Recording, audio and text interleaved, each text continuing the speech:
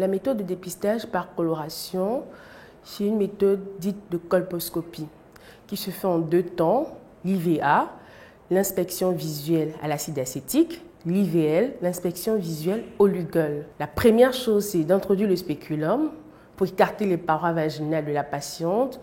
Ensuite, badigeonner à l'aide d'un écouvillon l'acide acétique.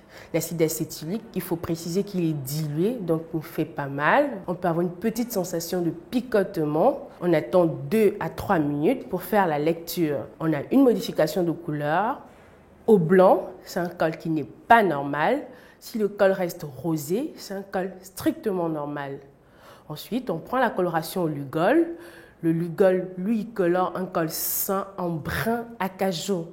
S'il y a un virage de coloration, c'est-à-dire vers du jaune ou dit jaune moutarde, c'est un col anormal. C'est un col qu'il faut investiguer davantage, c'est-à-dire qu'il faut faire des examens au-dessus de la colposcopie pour avoir la certitude ou l'incertitude d'un cancer du col de l'utérus.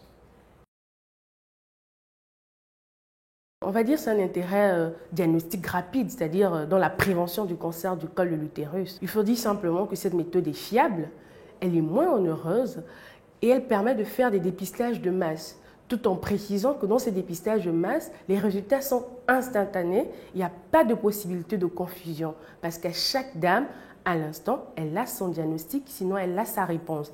Ce n'est pas un diagnostic de certitude, je préfère toujours préciser, parce qu'après la colposcopie, s'il y a des lésions suspectes, il faut faire ce qu'on appelle la biopsie pour avoir la certitude du diagnostic.